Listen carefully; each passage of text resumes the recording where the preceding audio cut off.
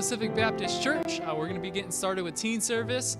If you weren't on a couple minutes ago, we changed up our number that we're checking in for teen service today. So we're actually going to be texting my number. It's there on the screen, 562-235-3998, and that'll be for our raffle at the end of service. It's also been nice to see some of us come into church for practices or helping out around. I know the first couple months of quarantine, we were kind of unengaged with our teens, but it was been nice. I know a couple of us are a little bit out of shape, I seen from practice.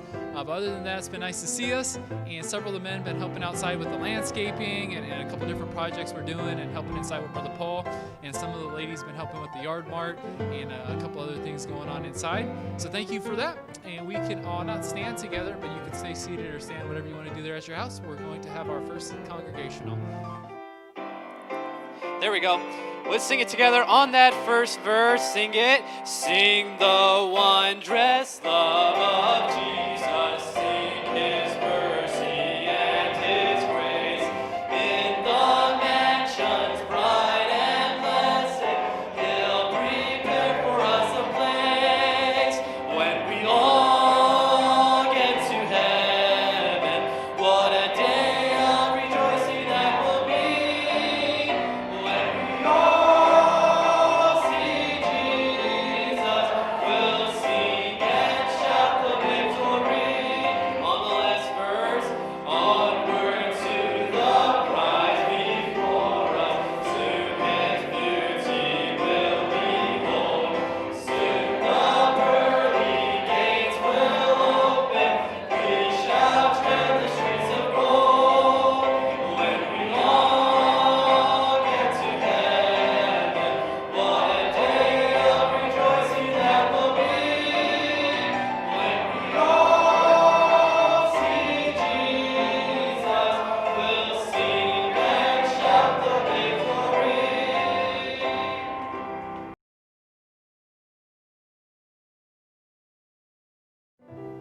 All right, we got a few announcements for today. Aside from our Walk with God announcements, which we'll be doing here shortly, we do have a change in our service schedules, which I think is going to be a blessing for all of us. The governor has required us that enforced that we not have in-person services inside.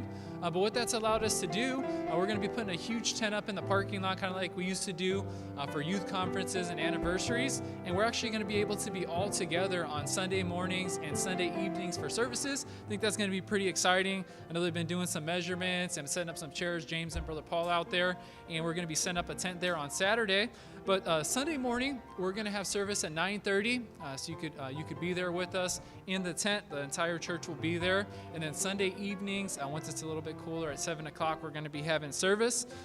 Then for this week, we are going to have 2 sermons for our Walk with God, but they're in one single link. And as I mentioned last week, the links for the sermons will be in the bio at the bottom of our teen service. They're on YouTube, so you don't want to miss that. We're going to continue on with our Philippians chapter 1. So if you're going through, you're already on verse 20. And I know there are several people, I've been going through the accountability sheets, who are still up to par with their verses. Great job. And if you're just doing the 2 verses a week, it's going to be 19 and 20. And then our challenge for this week is to join us for one of our tent services. You don't want to miss that. Be there either Sunday morning or Sunday evening. Pretty easy way to win points if you're just coming with your family anyways. And at this time, we're going to have a short skit for you. Welcome back to our coverage of the NCAA Men's Volleyball Championships between Yale and North Carolina. If you're just joining us, it has been a roller coaster of an evening. Both teams now tied at 2 sets apiece.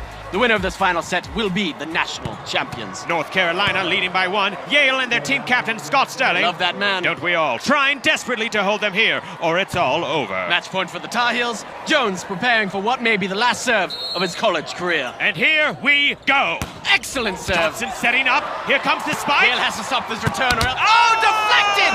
Right into Scott Sterling's face. And Yale ties it up! Unbelievable! Buckle up, ladies and gentlemen, because Scott Sterling's face has entered the building! Take a gander at this replay. The angle at which Sterling deflects the ball off his skull is nothing short of perfection. Like watching Da Vinci paint with his face. Yale now on the prowl to take the lead. And Carolina setting up what is bound to be a devastating return. And here it comes. Oh, nearly! Sterling makes another tremendous save! And North Carolina's wasting no mother of pearl! Sterling scores! Welcome to the heavyweight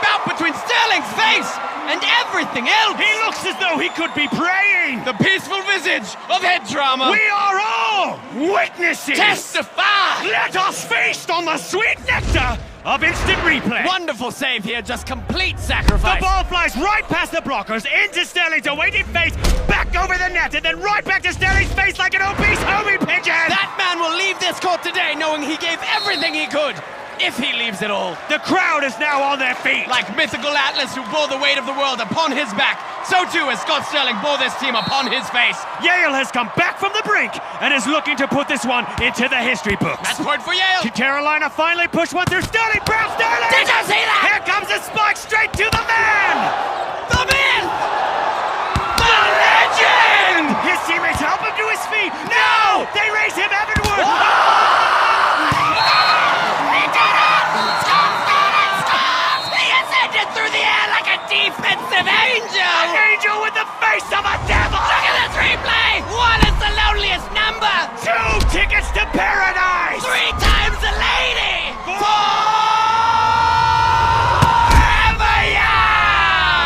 As the crowd charges the court, the people are weeping! Tears of joy! The tweets are tweeting! Hashtag Scott Sterling! The hospitals are preparing to receive the man The himself! 8th wonder of the world! The Great Wall of Sterling! I'll tell you one thing, when Armageddon comes, I want to be in a bunker made of that man's face! Until next time, Good night, everyone! Thanks, guys, for watching the video and celebrating another. I don't know how many times when I was playing sports, my coach told me use my head, and he definitely took the advice there. At this time, we're going to do our game. Brother, actually, I don't have my wallet on me, but Brother Ross gave me several $2 bills. So each correctly answered question, you'll get 2 $2 bills sent to your address if you text that in. And don't forget, we're texting it into our new number, not our typical teen service number that we would. And we're going to do a little bit of Pacific Baptist Church trivia. So see how well you know our church and our history and our heritage here. First question here. And we're going to do the third text-in on this one because you guys know I always start off with the third one for the first one. Brother Ross pointed that out to me last week. But our first question here is, prior to being on this property here on Magnolia and 33rd, 3300, what other property were we at previous to this one? So you could either give the street, I think that's the only way to give it, but what street were we off of? You could fit the whatever street building or the building on. So we'll do the third text-in on this one.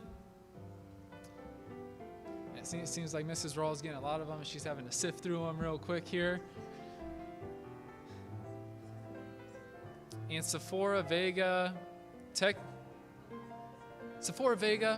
in from the 710 freeway, 405 freeway, wherever she's at. So that's Sephora there. And next one here, next question that we have will be, there were 2 couples who were here the entire time from our first service up until now. Who were those first 2 couples? Who were here day 1 when our church started and are still here. Did they say the second text in on this one? So second text in.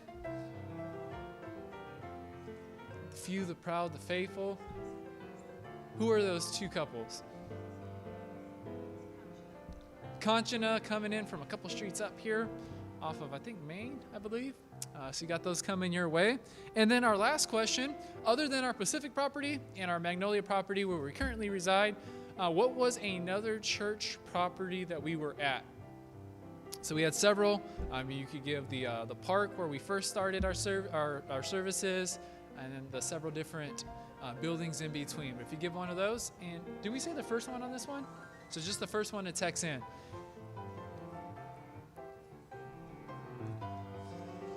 Oscar Torres. I think there's 6 of them, so any specific Oscar? Okay, actually it was Naomi, so I guess she's Oscar as well. But congratulations, you'll have a couple $2 bills coming your way. And at this time, we've got a special before we have the preaching. I don't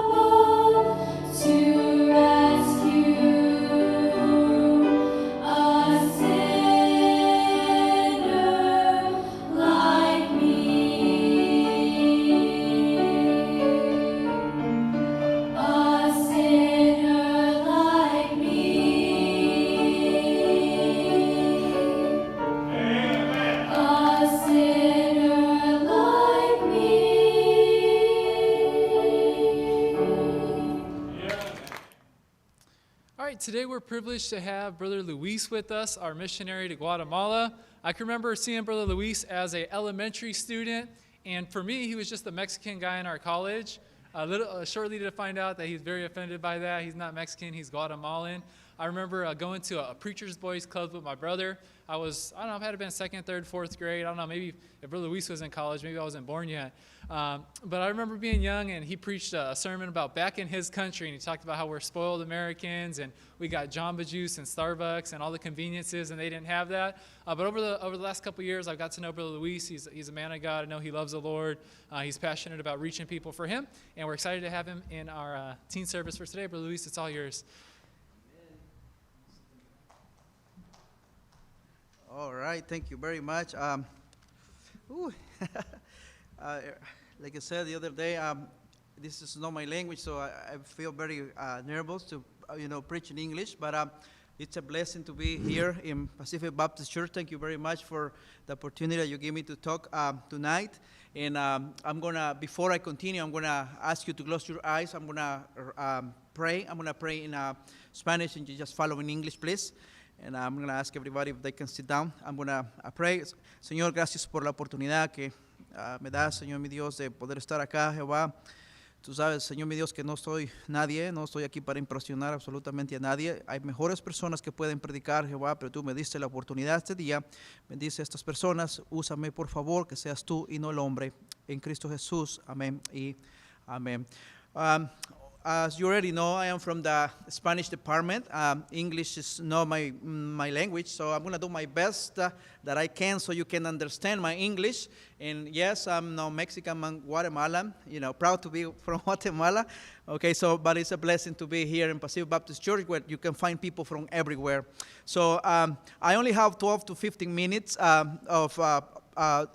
to preach, so I'm going to ask Brother Daniel if he can come and read the Bible for me, and of course I'm going to read most of my preaching, but this is what God gave me, so if you can please come and read the Bible for me.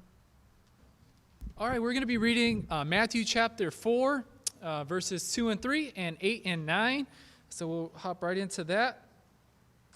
It says, "And the tempter came to him and said, 'If thou be the Son of God, command that these stones be made bread.' But he answered and said, 'It is written, Man shall not live by bread alone, but by every word that proceedeth out of the mouth of God.'"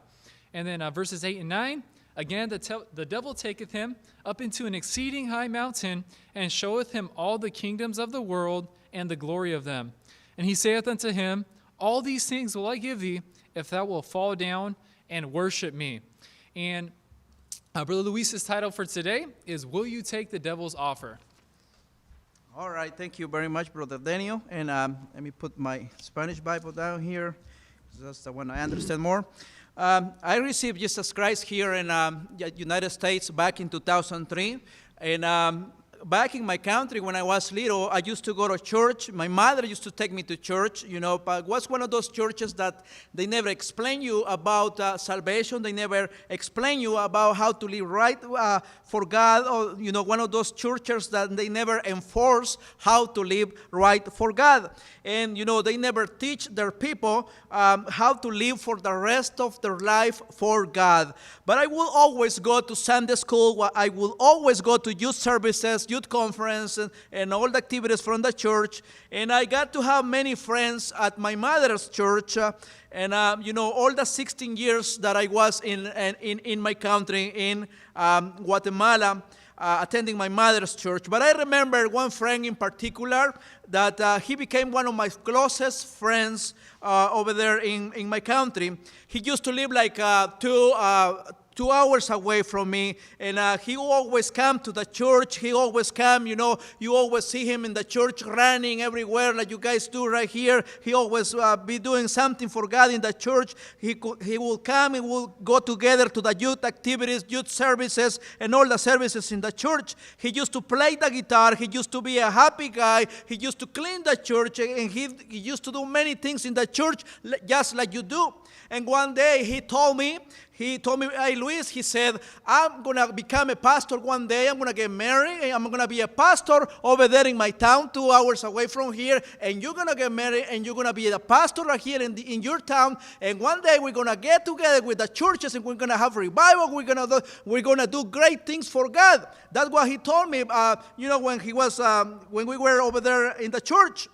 At the age of 16, I left my country, Guatemala, and I lost contact with him.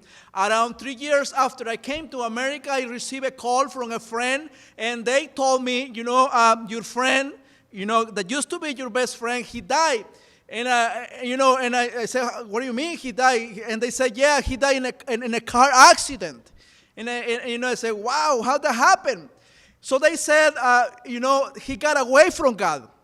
And then he was drinking beer, he was drunk, so he crashed, and then in a car accident he died. It was very shock for me, because one day we were running together in the church, doing something for God in the church, just like you do, but one day he died, because he got away from the Lord. I remember him as a 13, 15, 16-year-old that grew up in church. I remember him as a teenage guy that one day he was running in the church, playing, laughing. I remember him as a boy that he used to come to church faithfully. I remember him as a boy that one day he had a vision for his life that God put in his heart. And reading the Bible right here in Matthew chapter 4, we see something that happened between Jesus Christ and the devil. And this really reminds me about my friend because he grew up in church. His teenage years were the best in the church. But one day, as he approached his adult life, the devil convinced him to do what the devil wanted him to do and not what God wanted him to do. Matthew chapter 4 is telling us that Jesus Christ, before he started his ministry, he fasted for 40 days. If you don't know what fasting is, fasting is a sacrifice that you do, when you wanna come closer to God. You don't eat, or the only thing you do is drinking water. I can tell you that fasting is not easy. I fasted before. The longest I fasted is 10 days straight, only water.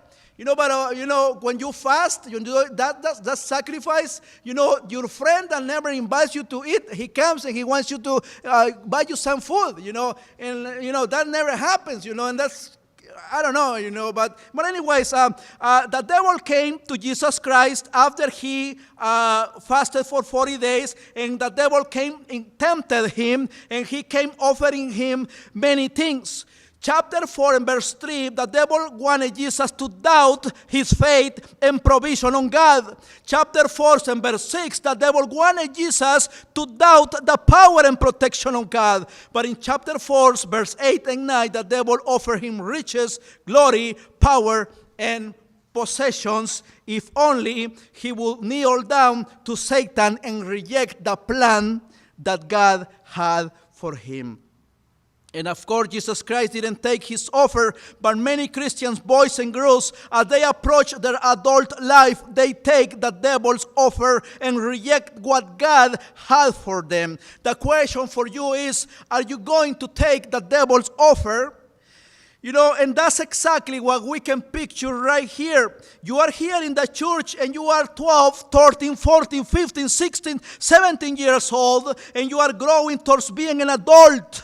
And the more you grow, the more the devil is going to come offering you things so you can reject the plan that God has for your life. And if you accept, he says he's going to give you money, possessions, power, and glory. And of course, he is lying because he only wants to destroy your life and take you away from the ministry and take you out of the church. One day you are here excited, doing something for God, running and laughing right here in the church, helping Brother Daniel, helping Brother Paul, helping here in the church everywhere. But as you grow, the devil is going to come stronger and offer you many things so you can leave the church. If you just kneel down to the devil and take his offer, to chase a career, to chase money and possessions. 18 years old is when you're going to decide if you're going to take the devil's offer or you're going to keep going in the ministry. As you grow and you approach your senior year, 18-year-old, you start watching that guy that is driving a BMW, and the devil tells you you can drive a BMW too, but you have to work a lot, even 7 days, and maybe miss church.